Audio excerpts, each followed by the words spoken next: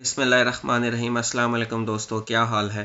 उम्मीद है आप सब खैरियत से होंगे। जिन दोस्तों ने अभी तक चैनल को सब्सक्राइब नहीं किया प्लीज़ कर लें और बेल के बटन को भी प्रेस कर दें ताकि आने वाली तमाम वीडियोस आपको मिल जाएं। डिस्क्लेमर, मैं कोई इमिग्रेशन कंसल्टेंट या लॉयर नहीं हूं। अगर आपको प्रोफेशनल एडवाइस चाहिए तो किसी भी इमिग्रेशन कंसल्टेंट या लॉयर से रब्ता करें। इंग्लैंड ने इमिग्रेशन आसान कर दी है। हर कोई इंग्लैंड जा सकता है। बरतानिया ने पाकिस्तानियों के लिए 226 पेशों में इमिग्रेशन आसान कर दी है। अपनी फैमिली के साथ इमिग्रेशन लेकर इंग्लैंड चले जाएं। अब दर्जी, मेसन, कारपेंटर, इलेक्ट्रिशियन, मैकेनिक भी अपनी फैमिली के साथ लंदन जा सकते हैं। अगर आपको बरतानिया पसंद है तो मुझे 100% कन्फर्म है कि आपने इनमें से कोई ना कोई हेडलाइन ज़रूर सुनी होगी या देखी होगी, सोशल मीडिया पर या मेन स्ट्रीम मीडिया पर। वीडियो को आखिर तक देखिएगा ताकि मैं आपको बता सकूं क्या ये सच है या नहीं। अगर सच है तो आप किस तरह ये इमिग्रेशन हासिल कर सकते हैं। आज मेरे पास आपके लिए बहुत बड़ी खुशखबरी है। जैसा कि आप जानते हैं, दुनिया का हर दूसरा इंसान दुनिया के सबसे खूबसूरत दारुल-खिलाफ़ा में रहना चाहता है, यानी कि लंदन में। तो अब आप लोग यूके में जाकर रह सकते हैं क्योंकि बरतानिया ने पाकिस्तान समेत दुनिया के कोने कोने से हुनरमंद लोगों के लिए अपने दरवाजे खोल दिए हैं। मैं इस वीलॉग में आपको तमाम मालूमात फराहम करूँगा कि कौन कौन अप्लाई कर सकता है और कैसे अप्लाई कर सकता है। बरतानिया ने हाल ही में सरकारी रिपोर्ट्स में ये ऐलान किया है कि अब 226 नई इमिग्रेशन कैटेगरी दस्तयाब होंगी और साथ ही इनकी सैलरी में कम से कम 20% इजाफा किया गया है ताकि पेशा वराना लोग इनके मुल्क में आएँ और इनकी तरक्की में हाथ बटाएँ। ये अपडेट काबिल ज़िक्र है क्योंकि पहली बार इमिग्रेशन ऑफिस ने नए पेशों को मुतारफ़ कराया है। इन पेशों में जो काबिल ज़िक्र हैं या जिनसे आपको एक्स्ट्रा पॉइंट्स मिल सकते हैं, मैं इन प्रोफेशंस को वन बाय वन आपको बताता हूँ। वक्त ज़ाया किए बगैर मैं अब आपको इनकी ऑफिशियल वेबसाइट पर लेकर जाता हूँ। इस लिस्ट में इमिग्रेशन ने बताया है कि इन्हें किन प्रोफेशंस या शोबों में मेन पावर की ज़रूरत या किल्लत है। इस साइट का लिंक मैं डिस्क्रिप्शन में आपको दे दूँगा ताकि आसानी से आप वहाँ पर विज़िट कर सकें। तो आपके सामने इस किस्म का फ्रंट पेज आ जाएगा। तो आप देखेंगे skilled workers visa shortage occupation updated 15 में। ये वाली जो लिस्ट है इसमें ये सारे प्रोफेशंस हैं जो शॉर्ट हैं, यानी इनकी किल्लत है उनकी कंट्री में, और इसका एक्स्ट्रा बेनिफिट भी मिलेगा, वो मैं आपको लास्ट में बताता हूँ। ये ऑक्यूपेशन कोड है, ये जॉब की नेचर है कि क्या जॉब है, like health services and public health managers. किस एरिया में इसकी रिक्वायरमेंट है, इंग्लैंड में, स्कॉटलैंड में, वेल्स, नॉर्दर्न आयरलैंड में। इसकी मिनिमम सैलरी या एनुअल सैलरी कितनी होनी चाहिए, तो उसकी डिटेल्स ये रही। फॉर एग्ज़ाम्पल 16.94 पर आवर आपको इस पोजीशन के अगेंस्ट मिलने चाहिए। इसमें इन्होंने डांसर भी रखे हुए हैं, इसमें इन्होंने मौसीकार भी रखे हुए हैं और दूसरी भी पोजीशंस हैं। आपको यहाँ पर सारी नज़र आ जाएंगी, like civil engineer, mechanical engineer, electrical engineer, programmer, software developer, web designer, veterans, architects, laboratory technicians, dancers, जैसे मैंने बताया, ग्राफिक डिज़ाइनर। सो ये वाली जो लिस्ट है ये तकरीबन 30 या 31 प्रोफेशंस हैं जो उनकी शॉर्ट लिस्ट में हैं, ठीक है, जिनकी शॉर्टेज है वहाँ पर। इसी तरह मैं अब आपको इनकी दूसरी लिस्ट की तरफ लेके जाता हूँ जहाँ पर इनके दूसरे भी पेशे मौजूद हैं। उसका लिंक भी मैं नीचे डिस्क्रिप्शन में दे दूँगा। अब मैं आपको इनकी दूसरी लिस्ट की तरफ लेके जाता हूँ। वहाँ पर भी बहुत सारे प्रोफेशंस अवेलेबल हैं जो कि टायर 2 में फॉल करते हैं। आप अपने मुताबिक चेक करें कि आपका जो प्रोफेशन है वहाँ पर मौजूद है कि नहीं है। तो चलते हैं, यहाँ आ गए।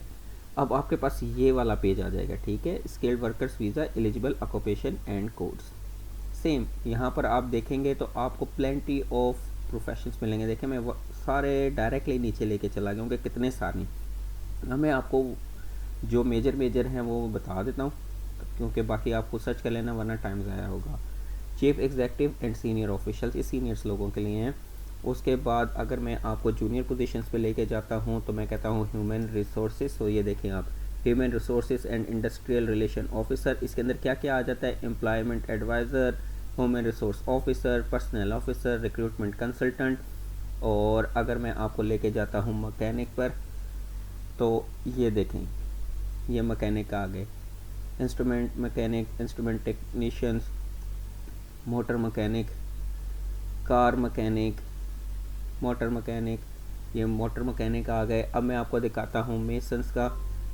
तो ये मेसन आ गया, bricklayer and masons, stone masons, ये आ गया रूफर्स, रूफ टाइलर, ठीक है। इसी तरह स्टील फिक्सर आ गए, स्टील इरेक्टर, स्टील फैब्रिकेटर, और अब मैंने आपको दिखाना था प्लम्बर्स, तो ये सारे इधर ही हैं। ये आ गया प्लम्बर्स और इसमें सारी डिटेल आ गई, ठीक है। Heating engineer, plumber, plumbing and heating engineer. और अब मैं आपको दिखाता हूँ कारपेंटर।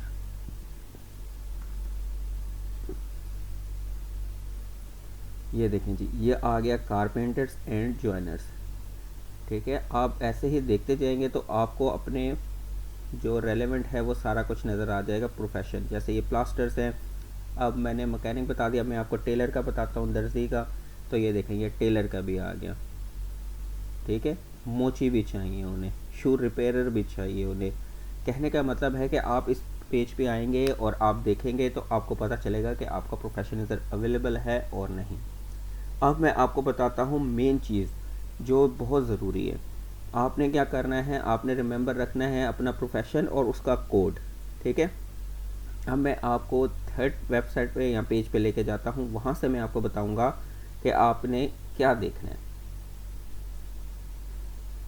अब आपके पास ये पेज आ जाएगा, ठीक है। इसका लिंक भी मैं नीचे दे दूँगा। Registered of worker and temporary worker licence sponsored, ये तमाम कंपनीज़ हैं सर जी, ये जो आपको स्पॉन्सर कर सकती हैं। फॉर एग्ज़ाम्पल, अगर आप इन कंपनीज़ को अप्लाई करते हैं इनकी वेबसाइट पर या कहीं पर भी जाकर, तो ये वो कंपनीज़ हैं जो आपको स्पॉन्सर करेंगी आपके वीज़े के लिए। आपने क्या करना है, इनमें से किसी की भी वेबसाइट पर जाना है, चेक करना है कि आपकी जॉब उधर अवेलेबल है कि नहीं है। अगर आपकी जॉब उधर अवेलेबल है, आप अप्लाई करें। वो नॉर्मली आपके साथ इंटरव्यू करेंगे, सारा कुछ करेंगे, सैलरी डिसाइड करेंगे, हर चीज़ फाइनल करने के बाद वो आपको जॉब ऑफ़र देंगे। जब वो जॉब ऑफ़र देंगे तो वो डेफिनेटली उस पर मेंशन करेंगे कि आपकी पोजीशन क्या है, नंबर 1। नंबर 2, वो मेंशन करेंगे पोजीशन का कोड क्या है। उसके अलावा वो मेंशन करेंगे कि उसकी सैलरी कितनी है। उसके अलावा वो मेंशन करेंगे कि इनकी कंपनी का जो कोड है वो यूके इमिग्रेशन में रजिस्टर्ड है तो क्या है। ये 4-5 चीज़ें हैं जो आपके जॉब ऑफ़र पर लाजम होनी चाहिए, फिर आप एलिजिबल होगे अप्लाई करने के लिए। अब इसके अलावा एक और मेन इंपॉर्टेंट फैक्टर है, वो भी मैं अब आपको बताता हूँ। अगर वो होगा तो फिर आप अप्लाई करें, वरना आपका टाइम भी ज़ाया होगा और आपके पैसे भी ज़ाया होंगे।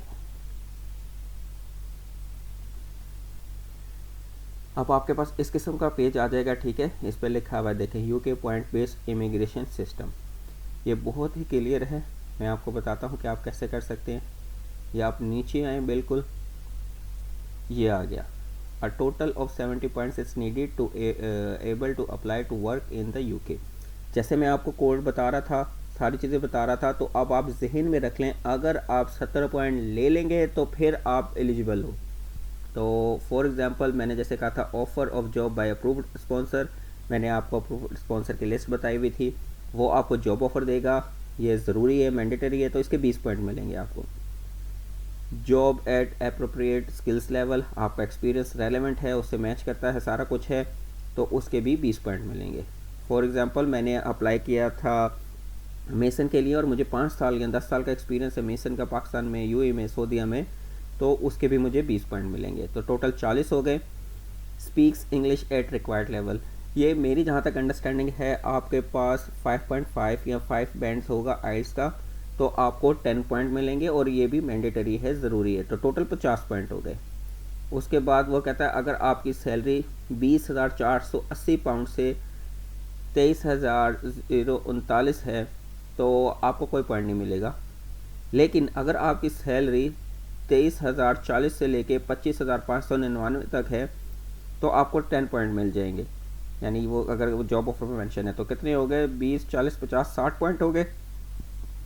और उसके अलावा अगर आपकी सैलरी 25,600 से ऊपर है तो आपको 20 पॉइंट मिलेंगे। तो अगर ये वाली पे आता है, फॉल करती है आपकी पोजीशन, तो आपके 70 पॉइंट हो गए, you are eligible to apply immigration. और उसके अलावा job in shortage occupation as designated by the migration adviser committee. आपको याद होगा कि मैंने आपको सबसे पहले एक लिस्ट दिखाई थी जिसमें मैंने शॉर्टेज की बात की थी। अगर आपकी जॉब उस पोजीशन में या उस पेज पे फॉल करती है तो आपको 20 पॉइंट एक्स्ट्रा मिलेंगे। तो जिनको 20 पॉइंट एक्स्ट्रा मिलेंगे तो डेफिनेटली उनके चांसेस ज़्यादा हो जाएंगे। इसी तरह अगर आप नीचे आते हैं, आपकी एजुकेशन PhD है और आप सब्जेक्ट पॉइंट के क्या कहते हैं, जो भी सब्जेक्ट है उसके आप एक्सपर्ट हैं तो 10 पॉइंट्स और मिल जाएंगे। और इसी तरह ये IT से रिलेटेड है, आपने PhD की हुई है तो 20 पॉइंट्स मिल जाएंगे। तो मेन मेरा कंसर्न ये था कि आपके पास मिनिमम 70 पॉइंट्स होने चाहिए in order to be eligible for this UK immigration. अब मैं आपको लेके चलता हूँ एक और जगह पर जहाँ पर मैं आपको बताऊँगा कि कितनी फ़ीस आपके पास या कितने पैसे हैं आपके पास होने चाहिए, क्योंकि हर बंदे का कंसर्न होगा कि ठीक है मैं एलिजिबल हो गया हूँ, अब मुझे कितनी पेमेंट करनी है। अब आ गया जी ये पेज, ठीक है, स्किल्ड वर्कर वीज़ा। इसके बारे में वो बताएंगे कि कितनी कॉस्ट है। तो इसका सारा लिंक मैं नीचे दे दूँगा हर पेज का। आपने जाके चेक करना है और अपने मुताबिक अंडरस्टैंडिंग लेनी है। देखें मैं नीचे आ रहा हूँ तो बता रहा है हाउ मच इट कॉस्ट। तो सारी डिटेल्स इधर पड़ी हुई है, कितनी फ़ीस है, कहाँ से पे करना है, क्या क्या है, सब कुछ इधर है। और उन्होंने बड़ा क्लियर कट यहाँ पर एग्जांपल भी दी हुई है कि अगर ये हो तो कितना, ये हो तो कितना। ये एप्लीकेशन फ़ीस के बारे में बता दिया उन्होंने कि अगर आप 3 ईयर्स के लिए अप्लाई कर रहे हो तो 625 पर पर्सन है, और ज़्यादा मोर देन 3 ईयर्स के लिए अप्लाई कर रहे हो तो 1235 पर पर्सन एप्लीकेशन फ़ीस है।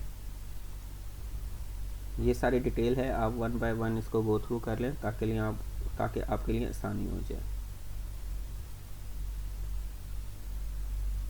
Health care coverage, money to support. ये मनी टू सपोर्ट का मैं आपको बता दूं कि इसमें वो क्या कहते हैं।